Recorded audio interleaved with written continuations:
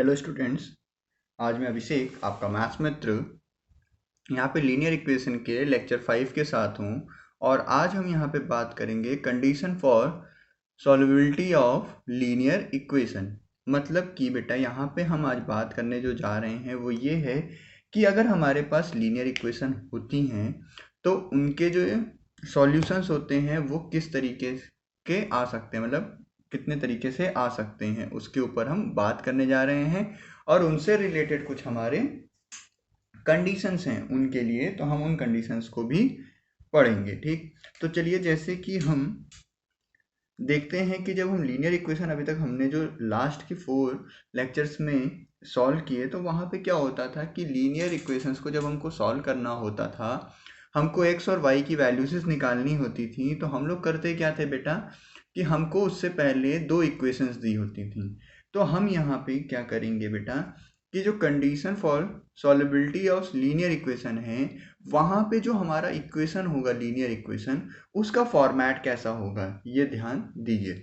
तो वहाँ पे हमारे पास दो इक्वेशन होती थी और लेक्चर 1 में मैंने आपको लीनियर इक्वेशन की जर्नल फॉर्म बता रखी थी, जो कि थी हमारी general form ax plus B Y plus C is equals to 0। General form का मतलब हुआ बेटा कि हमारी लीनियर इक्वेशन कुछ इस तरीके से लिखी जाएगी। ठीक, ये थी हमारी जर्नल फॉर्म। ठीक, तो इसी के बिहाफ पे बेटा अब हम क्या करेंगे, हम जब लीनियर इक्वेशन को सॉल्व करते हैं तो हमारी दो इक्वेशंस होती हैं। तो अब देखिए हम वो दो इक्वेशंस क्या लेट कर रहे हैं, let two linear equations be. हमने माना कि जो हमारी दो लीनियर इक्वेशंस हैं वो कुछ इस तरीके से हैं बेटा, a1x b1y प्लस c1 बराबर 0।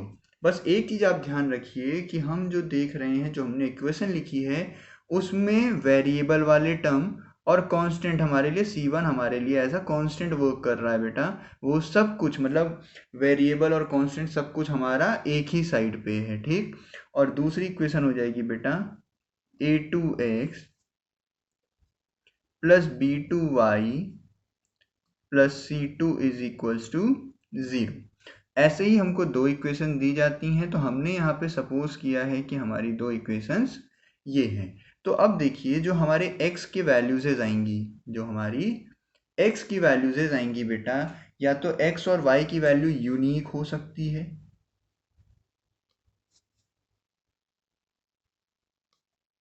यूनिक सॉल्यूशन हो सकता है। ठीक, या हम कह सकते हैं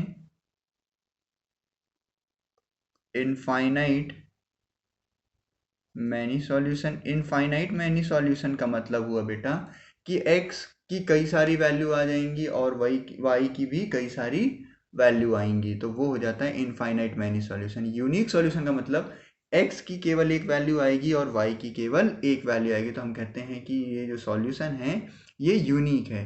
इनफाइनाइट का मतलब x की कई सारी वैल्यूज, y की कई सारी वैल्यूज। ठीक, फिर थर्ड इक्वेशन है, थर्ड जो सॉल्यूशन होता है वो होता है नो सॉल्यूशन। मतलब कि वहां पे सॉल्यूशन ही नहीं निकल सकता है, मतलब x और y की वैल्यू ही नहीं निकल सकती, तो ऐसे में होते हैं नो सॉल्यूशन।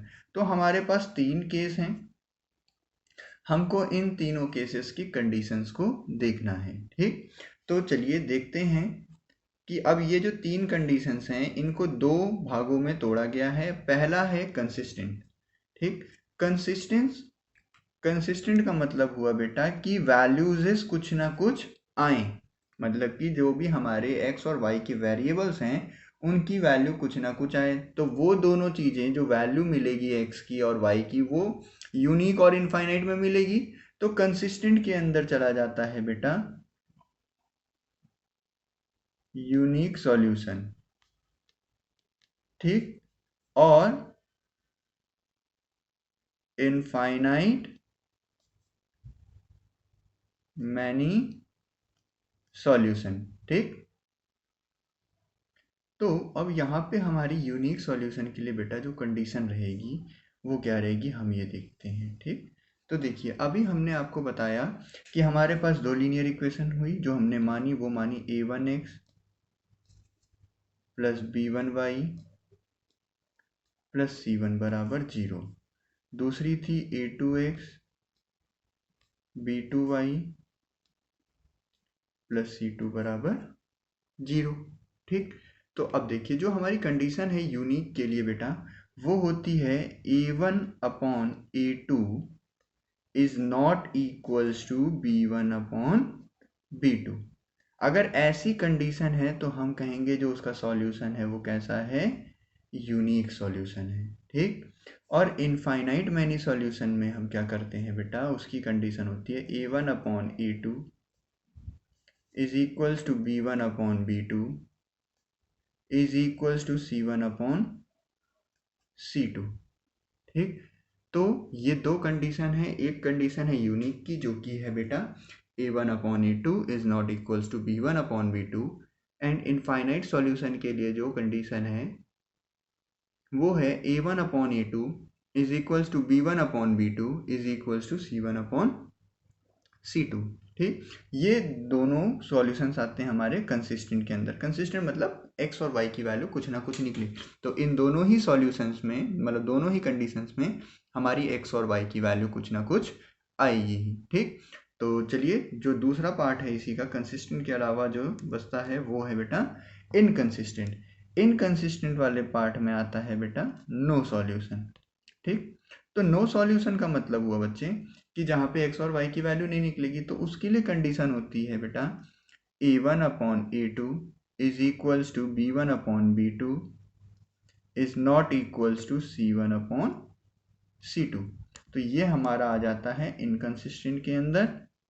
ठीक, और उसकी कंडीशन क्या है, a1 upon a2 is equals to b1 upon b2 is not equals to c1 upon c2। ठीक, तो ये हमारी तीन कंडीशंस हैं। पहली कंडीशन यूनिक सॉल्यूशन के लिए a1 upon a2 is not equals to b1 upon b2। Infinite many solution के लिए a1 upon a2 is equals to b1 upon b2 is equals to c1 upon c2, जिनको हम दोनों solutions को कहाँ रखते हैं, कंसिस्टेंट के अंदर। फिर आता है इनकंसिस्टेंट, जिसके अंदर होता है बेटा नो सॉल्यूशन। नो सॉल्यूशन में कंडीशन जो है वो है a1 upon a2 is equals to b1 upon b2 is not equals to c1 upon c2। और बस मेनली आपको ये ध्यान रखना है कि जो हमारी इक्वेशन होगी, जो हमारी पहली दूसरी इक्वेशंस हैं, उनका फॉर्मेट क्या होना चाहिए बेटा, वेरिएबल वाला टर्म और कांस्टेंट मतलब नंबर वाला टर्म सब कुछ एक तरफ रहेगा। तो हम वहाँ से a1 a2 b1 b2 उन सब चीज़ों को क्या कर लेंगे बेटा, रिलेट करके कंपेयर करके निकाल लेंगे। ठीक, तो चलिए हम चलते हैं आज के अपने पहले क्वेश्चन की तरफ। आप क्वेश्चन देखेंगे तो उससे आपको चीज़ें और अच्छे से क्लियर होंगी। तो चलिए हम देखते हैं अपने आज का पहला question.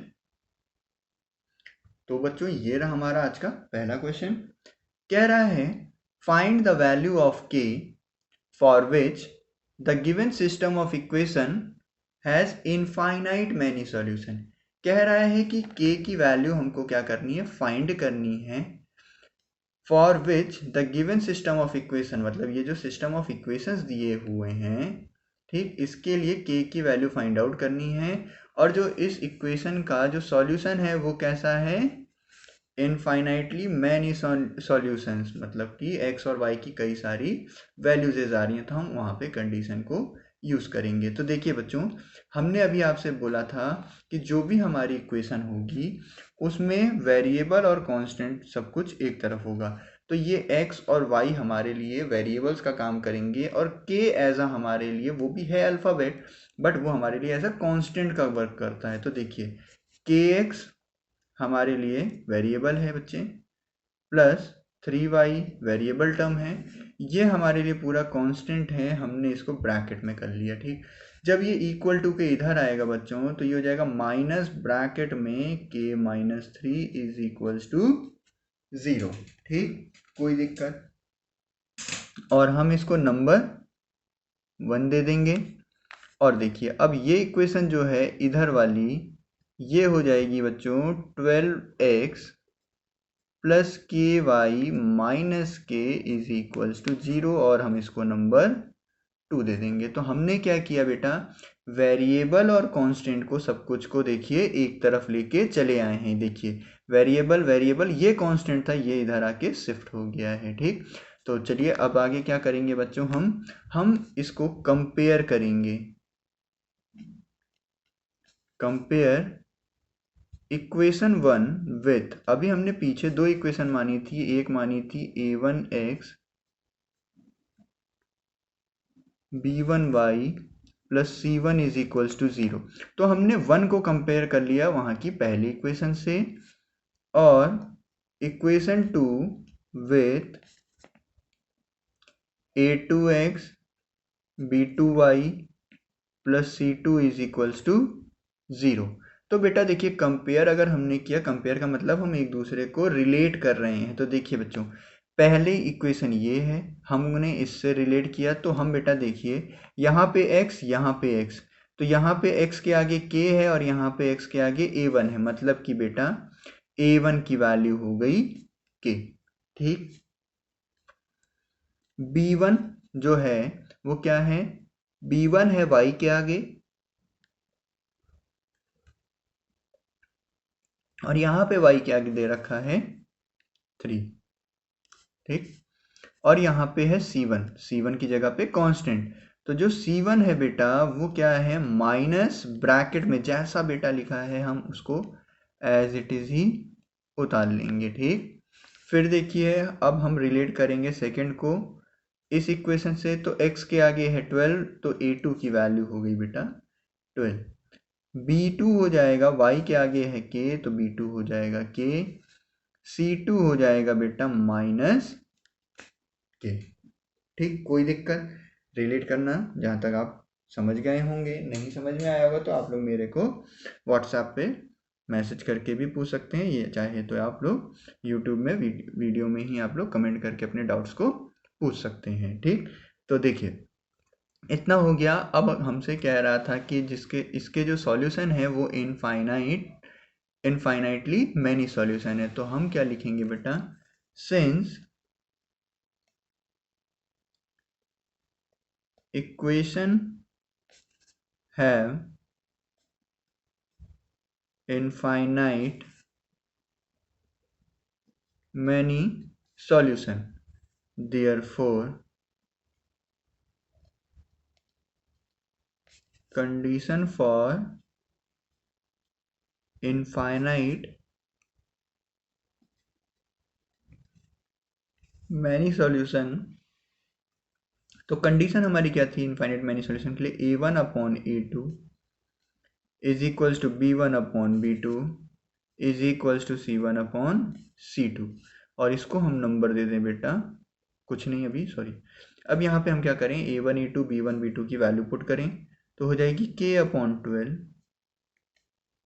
3 upon k is equals to minus bracket में k minus 3 upon minus k। ठीक, तो देखो बच्चों अब हम यहाँ पे क्या करेंगे, माइनस से माइनस कैंसिल, तो ये बनी इक्वेशन बेटा k upon 12 is equals to 3 upon k is equals to k minus 3 upon k, और इसको हम नंबर दे देंगे थर्ड। ठीक, तो अब अगर आप देखिए तो तीनों के बीच में इक्वल टू का साइन है, तो हम क्या करें बेटा, k की वैल्यू निकालने के लिए एक इक्वल टू वाली को हम ले लें, तो therefore k upon 12 is equals to 3 upon k is equals to k square बराबर 36। तो जब स्क्वायर इधर ट्रांसफर होगा तो k इज इक्वल्स टू आ जाएगा प्लस माइनस अंडर रूट 36। तो अंडर रूट 36 का मतलब हुआ बेटा k की वैल्यू प्लस माइनस 6। तो k की दो वैल्यू आ रही है यहाँ पे, एक k की वैल्यू आ रही है 6 और एक k की वैल्यू आ रही है माइनस 6। ठीक, तो ऐसे केस में हम क्या करेंगे, हम को चेक करना है कि ये दोनों ही k की वैल्यू सही है कि नहीं। तो हम यहाँ पे केस बनाएंगे, केस 1 जो है उसमें हम क्या करेंगे बेटा, k की value k is equals to 6 in equation number 3 में हम रखेंगे तो देखिए बच्चों क्या मिलेगी ये 6/12 is equals to 3/6 is equals to 6 minus 3 that is 3/6। हम अगर इसको डिवाइड करें तो 1/2 1/2 1/2 तो हमारा बेटा देखिए जब हमने +6 रखा तो हमारे तीनों रेशियोज बराबर आ रहे हैं, तो मतलब कि ये सेटिस्फाई कर रही है। ठीक, अब केस 2 लेंगे।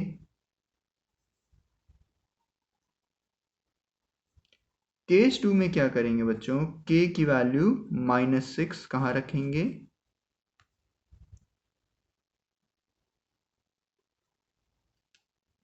इक्वेशन नंबर 3 में रखेंगे। तो देखिए बच्चों क्या आएगा, -6/12 3/-6 -6 माइनस कितना 3 तो हो गया -6 और -3 हमारा हो गया बच्चों -9 और यहाँ पे आ जाएगा बेटा अपॉन में -6। ठीक, तो देखिए जब आप इसको सॉल्व करेंगे तो आएगा 1/2 माइनस का, ये भी माइनस का 1/2, माइनस माइनस कैंसिल हो गया बच्चों और ये आ गया 3/2। तो हम देख रहे हैं हमको मिला क्या, -1/2 is equals to -1/2 is equals to 3/2। क्या ये चीज़ हमारी कंडीशन सही है क्या, -1/2 3/2 के बराबर होता है, नहीं, ऐसा नहीं होता है। ठीक, तो ये गलत हो गया, मतलब k बराबर -6 पे हमारी कंडीशन फॉलो नहीं कर रही है, इसलिए k बराबर 6 ही हमारा केवल आंसर हो जाएगा, क्योंकि उसी पे हमारी इक्वेशन सेटिस्फाई कर रही है। ठीक, तो आप लोग को इतना समझ में आया होगा। तो चलिए हम देखते हैं अपने नेक्स्ट क्वेश्चन को। तो ये रहा बच्चों हमारा आज का नेक्स्ट क्वेश्चन, कह रहा है find the value of k for which find the value of k for which the pair of linear equation kx plus 3y is equals to k minus 2 और सेकेंड इक्वेशन दे रखी है 12x plus ky is equals to k has no solution। तो यहाँ पे ये कह रहा है कि हमको k की वैल्यू फाइंड आउट करनी है इस इक्वेशन के लिए जहाँ पे इन इक्वेशंस का जो सॉल्यूशन है वो नो सॉल्यूशन है। तो पहले तो हमारा काम क्या है बेटा कि कांस्टेंट और वेरिएबल को पूरा एक तरफ रखें, तो ये हो जाएगी बेटा kx plus 3y minus bracket में k minus 2 is equals to 0 और ये बन गई हमारी इक्वेशन नंबर 1। वैसे ही ये हो जाएगी बेटा 12x प्लस ky माइनस के इज इक्वल्स टू 0 और ये हो गई हमारी सेकेंड इक्वेशन। अब हम क्या करेंगे, हमने इक्वेशन मार्क कर ली, अब हम करेंगे बेटा compare equation 1 with a1x b1y plus c1 is equals to 0 and equation 2 with a2x plus b2y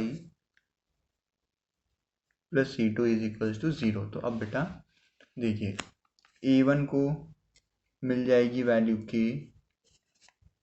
b1 को वैल्यू मिल जाएगी 3, c1 को वैल्यू मिल जाएगी -k-2। हमको जो भी a1 b1 c1 a2 b2 c2 सबकी वैल्यू उसके साइन के साथ लेनी होगी, जो भी उनका आगे का साइन होगा। ठीक, a2 की वैल्यू मिल जाएगी बेटा 12, b2 की वैल्यू मिल जाएगी बच्चों k और c2 मिल जाएगा बच्चों -k। ठीक, तो अब क्या है कि जो सॉल्यूशन है इक्वेशन के वो कैसे हैं, नो सॉल्यूशन, सिंस इक्वेशन है नो सॉल्यूशन। ठीक, देयरफॉर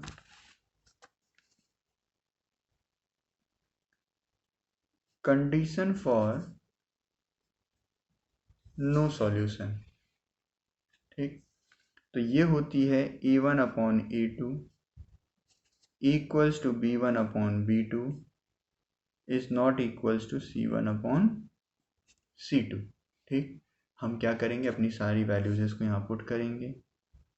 K/12 मतलब 12, 3/K is not equals to minus bracket में K-2 upon minus K, minus से माइनस कैंसिल, तो हमारे पास जो मॉडिफाइड इक्वेशन आई बच्चों वो आई K/12 is equals to 3/K is not equals to K-2/K।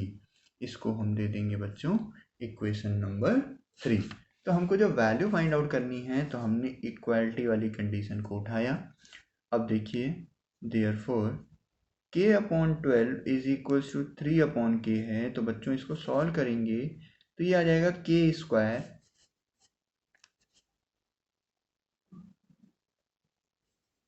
Equals to 36, और यहाँ से हमको K की वैल्यू मिल जाएगी ±6, मतलब फिर से हमको K की दो वैल्यूज मिली, एक K मिला 6 और एक K मिला -6। तो हम क्या करेंगे बेटा, फिर से वही केस 1 केस 2 लेंगे। केस 1 में क्या करेंगे, K is equals to 6 in third में रख दें, तो देखिए बच्चों क्या मिलेगा, ये हो जाएगा बच्चों 6/12 is equals to 3/6 is not equals to 4/6। अब अगर हम इसको सिंप्लीफाई करें तो 1/2 इज नॉट इक्वल्स टू 2/3, जो कि ये हमारी कंडीशन सही है। अगर आप देखिए 1/2 के बराबर होता है, बट 1/2 2/3 के बराबर नहीं होता है। ठीक, अब हम केस 2 लेंगे अपना।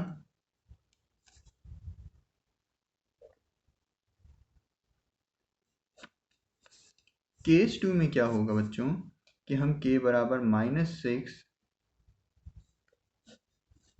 पुट करेंगे थर्ड में। ठीक, तो हमको क्या मिलेगा बच्चों, -6/12 3/-6 is equals to -6 - 2 that is -8/-6। ठीक, और यहाँ पे नॉट इक्वल्स टू का साइन है बेटा। तो अब देखिए जब हम इसको आगे फर्दर सॉल्व करेंगे तो ये मिलेगा -1/2 -1/2 माइनस माइनस कैंसिल 4/3।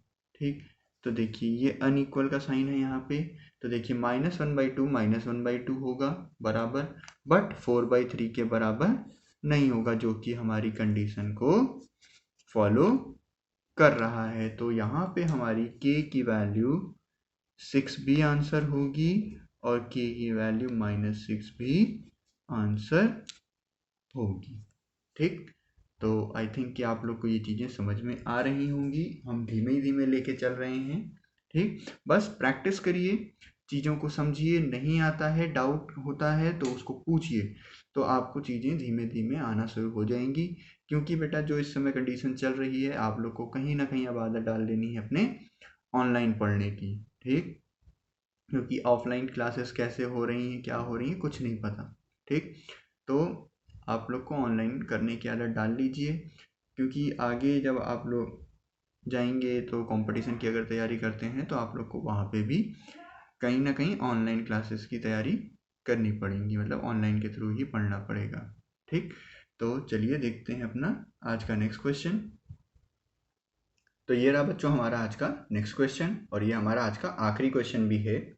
ठीक, तो यहाँ पे ये हमसे कह रहा है find the value of K for which the system of equation kx minus y is equals to 2, 6x minus 2y is equals to 3 has, पहले पार्ट में दे रखा है कि यूनिक सॉल्यूशन है, दूसरे में कह रहा है कि नो सॉल्यूशन है, और तीसरे में कह रहा है is there a value of k for which the given system has infinite many solution. तो हमको यहाँ पे थर्ड में बताना है कि क्या हमारे पास के की कोई वैल्यू होगी इनफाइनाइट मैनी सॉल्यूशन के लिए। तो हमारे पास 3 पार्ट हैं, तो हम पहले अपना पहला पार्ट करते हैं। तो उससे पहले हम अपनी इक्वेशंस लिख लें जो दी गई हैं।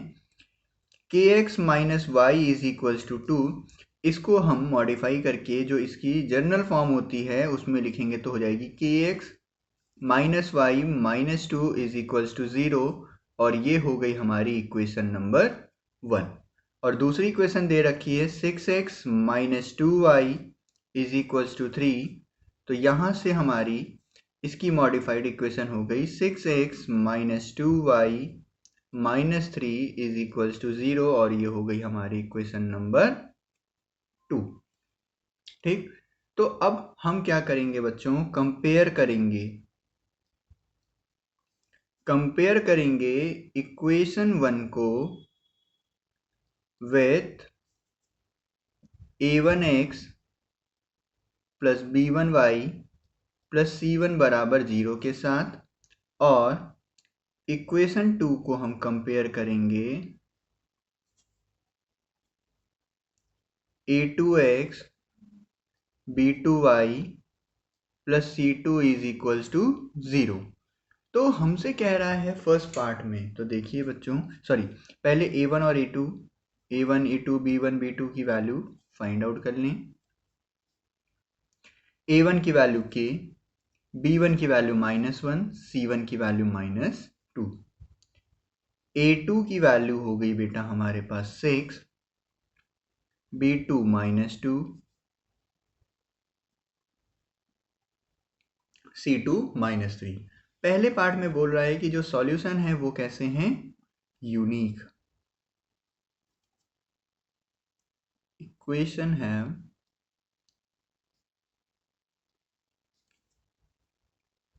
Unique solution. ठीक, यूनिक सॉल्यूशन है अगर, तो therefore condition for unique solution, तो यूनिक सॉल्यूशन के लिए कंडीशन होती है बेटा a1 upon a2 is not equals to b1 upon b2। तो हम बेटा यहाँ पे a1 की वैल्यू रखेंगे k, a2 की value 6 is not equals to -1 upon -2, तो माइनस से माइनस कैंसिल हो गया, और क्रॉस मल्टीप्लाई करने पे हमको k की वैल्यू मिलेगी k is not equals to 3। मतलब k की वैल्यू 3 नहीं होनी चाहिए, और उसके अलावा कोई भी वैल्यू होगी वो हमको यूनिक सॉल्यूशन देगी। मतलब अगर हम k की वैल्यू 2 रख दें, -1 रख दें, -7 रख दें, -3 रख दें, 8 रख दें, कुछ भी रख दें केवल और केवल 3 को छोड़ के, तो जो भी हमारा आंसर आएगा, वो जो भी हमारी इक्वेशन बनेगी वो हमारी यूनिक सॉल्यूशन देके जाएगी। ठीक, अब दूसरी बात देखते हैं। दूसरा पार्ट है कि नो सॉल्यूशन। ठीक,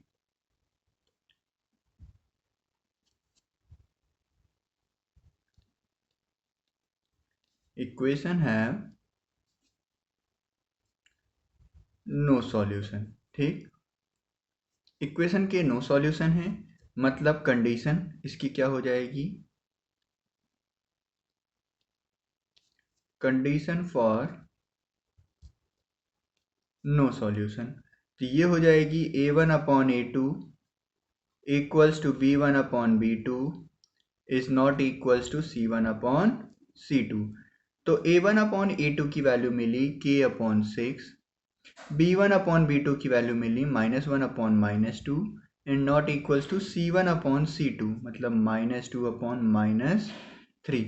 माइनस माइनस कैंसिल, ये माइनस माइनस कैंसिल, तो बच्चों हमारे पास जो इक्वेशन मिली वो मिली k upon 6 is equals to 1/2 is not equals to 2/3, और हम इसको नंबर दे देंगे 3।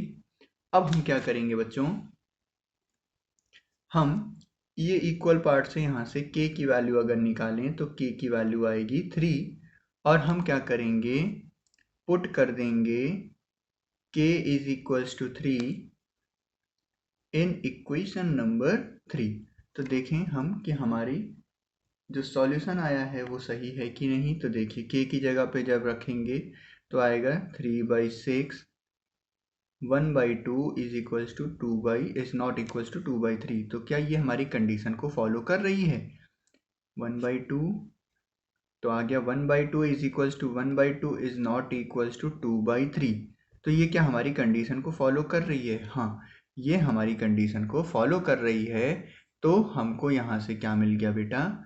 जो हमारा आंसर होगा वो हो जाएगा k बराबर 3। तो नो सॉल्यूशन के लिए अगर हमको कोई भी सॉल्यूशन नहीं आएगा तो उसके लिए क्या होना चाहिए? k की वैल्यू 3 होनी चाहिए। ठीक, तो चलिए इसका लास्ट पार्ट देखते हैं, जहाँ पे हमसे वो कह रहे थे कि यहाँ पे देखिए थर्ड पार्ट हमसे क्या कह रहा था? थर्ड पार्ट हमसे कह रहा था is there a value of k for विच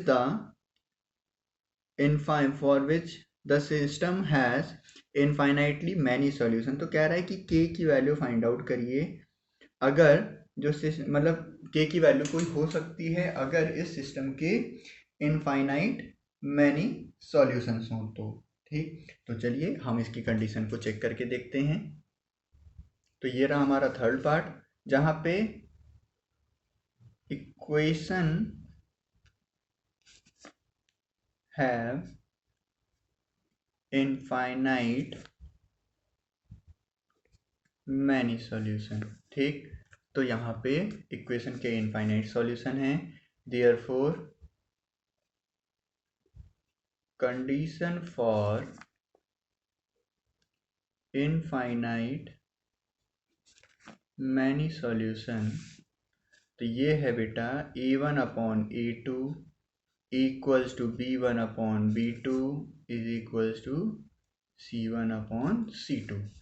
तो यहाँ पे हम क्या करेंगे? अपनी अभी हमारी a1 की वैल्यू थी k, a2 की वैल्यू थी 6, b1 की वैल्यू -1, b2 -2, c1 2 और c2 -3। देखिए माइनस माइनस कैंसिल हो गया बच्चों, और यहाँ से अगर हम सॉल्व करें तो k/6 is equals to 1/2 is equals to 2/3। यहाँ पे हमको k की वैल्यू निकालने की जरूरत ही नहीं पड़ेगी। क्यों? क्योंकि अगर हम देखें थोड़ा अपनी इक्वेशन को ही, इस इक्वेशन को ही देखें जो हमारे पास बन के आई है, क्या 1/2 2/3 के बराबर होता है? नहीं। ठीक, 1/2 2/3 के बराबर नहीं होता। क्यों? क्योंकि भाई अगर आप देखें, क्या हम ये बोल सकते हैं कि जो 2 है वो 3 के बराबर है? दोनों तरफ सेम नंबर होगा तभी तो वो बराबर होगा। तो यहाँ पे ये चीज़ गलत हो गई। सिंस, इसको नंबर दे दीजिए 3, since in equation 3 1/2 is not equals to 2/3, so our condition does not follow, therefore value of k is impossible। ठीक, मतलब कि यहाँ पे हम वैल्यू ऑफ k नहीं निकाल सकते, therefore no value of k is find, मतलब कि k की वैल्यू कोई भी फाइंड नहीं होगी। ठीक, तो ये था हमारा आज का आखिरी क्वेश्चन, जो कि आप लोग को आई होप कि समझ में आया होगा। ठीक, और बाकी कोई भी दिक्कत लगे बच्चों तो आप लोग मेरे से पूछ सकते हो, अपने डाउट्स क्लियर कर सकते हो। इंस्टाग्राम पे फॉलो करके वहाँ पे भी अपने डाउट्स क्लियर कर सकते हो। चाहे तो डिस्क्रिप्शन बॉक्स में मेरा व्हाट्सएप नंबर मिल जाएगा, आप लोग वहाँ पे भी पूछ सकते हैं। ठीक, तो चलिए मिलते हैं नेक्स्ट लेक्चर में। आज के लिए इतना ही।